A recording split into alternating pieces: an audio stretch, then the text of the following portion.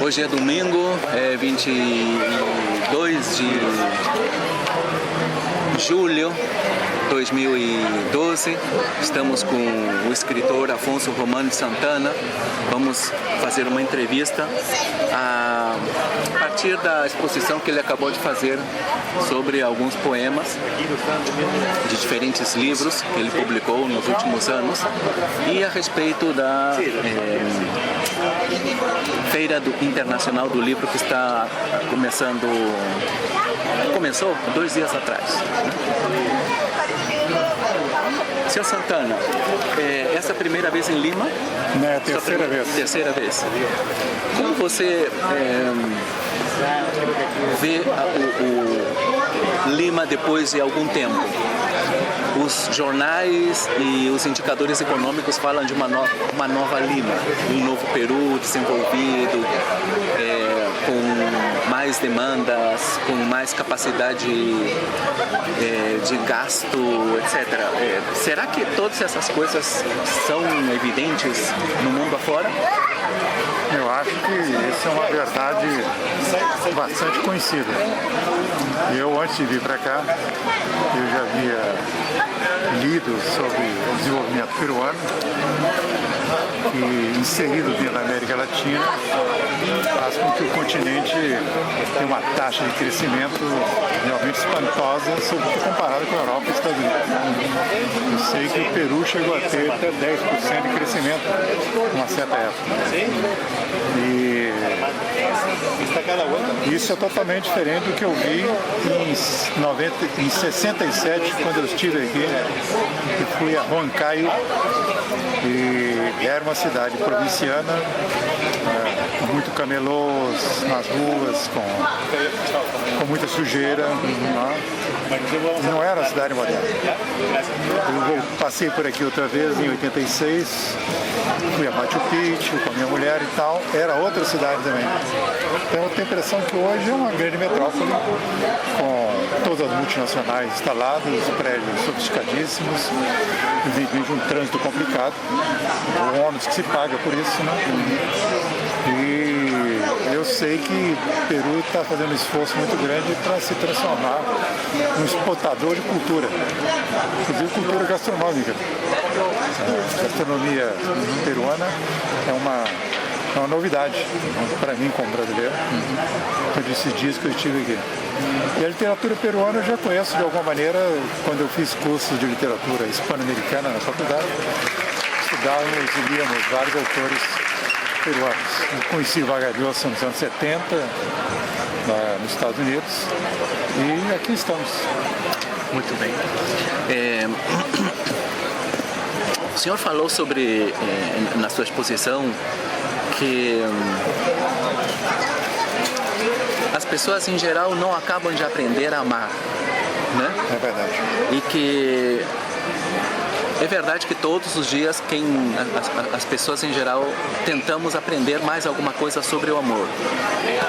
E as pessoas associamos em geral muito o amor à literatura, à poesia.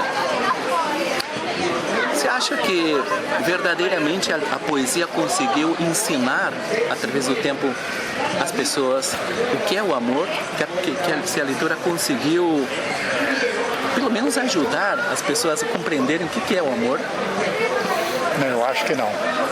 Eu acho que, primeiro, as pessoas têm uma ideia equivocada a respeito de amor. Predomina ainda uma visão romântica, de que você vai encontrar uma pessoa que vai resolver todos os seus problemas. Você pensar que a maioria das pessoas não resolveram o seu problema de emprego, a maioria trabalha em coisas que não gostam. E de repente inventam que vão achar uma pessoa que vai ser a tábua de salvação a vida inteira. Isso é uma ideia romântica de amor. Amor é uma coisa para gente grande, não é para principiante. Ou seja, você tem que botar na cabeça que você está aprendendo a amar. O amor não chega pronto. Os casos de união perfeita entre duas pessoas é muito raro. Geralmente dão certas relações onde o casal têm um projeto de vida semelhante e trabalham em torno daquele projeto. E estão preparados para as metamorfoses que os sentimentos e o amor vai passando durante o tempo. Ama-se de uma maneira aos 30, outra maneira aos 40, outra aos 50, aos 60. E a pessoa tem que aprender isso. A gente parte de uma ideia errada, a gente pensa em encontrar a metade que está faltando da gente. É uma ideia errada. Se você tem uma ausência interna, você não pode debitar outra pessoa a culpa disto, né? Faz parte da maturidade você ter uma visão um pouco mais realista do amor. Nesse sentido, a literatura tem um papel um pouco complicado, porque você pega um personagem como Madame Bovary, que o Flaubert quis dizer é que ela tinha uma visão totalmente romântica de amor. Não conseguia realizar isso na realidade. Alguns ensaístas até assinalam que a literatura conduz a pessoa à alucinação, né? Dom Quixote enlouqueceu. Para mim é o contrário. A literatura me esclarece muito. Me esclarece na medida que eu escrevo e fico sabendo o que eu penso. Me esclarece quando eu vejo certos autores que equacionam para mim coisas que eu não sabia equacionar. Então, até lidar com a literatura é uma questão de maioridade. Você não pode lidar com a literatura de uma maneira colocando a sua mão, sua vida, na mão de outro autor. Numa outra parte da sua exposição, o senhor falou que era um frequentador de museus e que gostava muito, que tinha visitado quase todos os países, que era muito preocupado com a cultura, com a história destes países. Em outra parte também você falou sobre... Bom, leu Obama, Venga Comigo a Cartago e Desaparecidos, né? Então, esse é o seu papel, relacionar ativamente a história com a política, com a literatura. Eu vejo essa relação muito forte, com muita presença na sua obra em geral. É o mais importante, talvez, na sua obra? Não sei. Eu tenho realmente um livro chamado Que País é Este?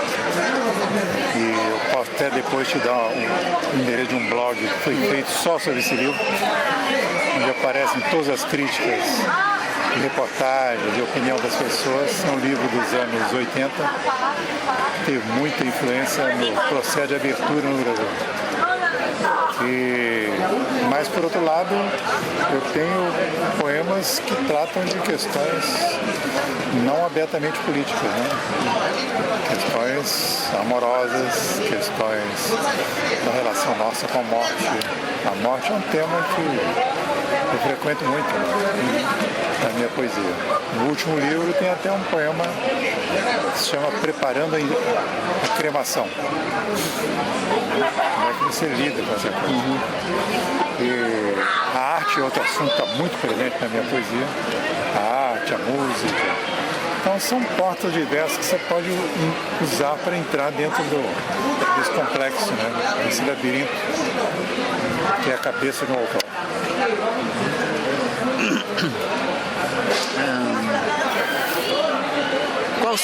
Para finalizar, qual a sua impressão sobre as feiras internacionais do livro?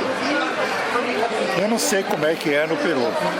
Imagino que esteja ocorrendo com o Peru que está ocorrendo com o Brasil. No Brasil existem hoje cerca de 80 feiras de livros em cidades mais variadas. Ou seja, estão ocorrendo não mais na capital, mas no interior. E esse é um processo de divulgação do livro, inclusive em novas formas. Quando eu apresentei esse poema do Obama, que eu botei no YouTube, o poema está no livro e está também na internet. Então, hoje as feiras do livro, a exemplo da Feira de Frankfurt, tem que conviver com o livro como suporte de papel, o livro como suporte eletrônico. porque a eletrônica é irreversível. E quanto à língua portuguesa e sua presença no mundo? Hoje tem uma demanda grande pelo português como língua, como L2, como língua de herança, né? Eu estou sabendo que aqui no Peru existem mais de 1.400 alunos, tem filas para entrar no centro de estudos, né? Exatamente. E isso ocorre também na Argentina, ocorre na Colômbia. É claro que isso é devido ao fato que a economia brasileira deu um boom, um crescimento muito grande. Mais devido à economia do que propriamente a um projeto que o governo tenha de exportação da cultura brasileira. No entanto, algumas coisas vão ocorrer proximamente relacionadas a uma certa política cultural. A Feira de Frankfurt de 2014 vai ser sobre o Brasil. O Salão do Livro vai ser sobre o Brasil. Na Colômbia agora houve uma feira do livro dedicada ao Brasil. São oportunidades para que o país fique mais internacional, saia de si mesmo. Tá bom, professor, muito obrigado. Muito bem.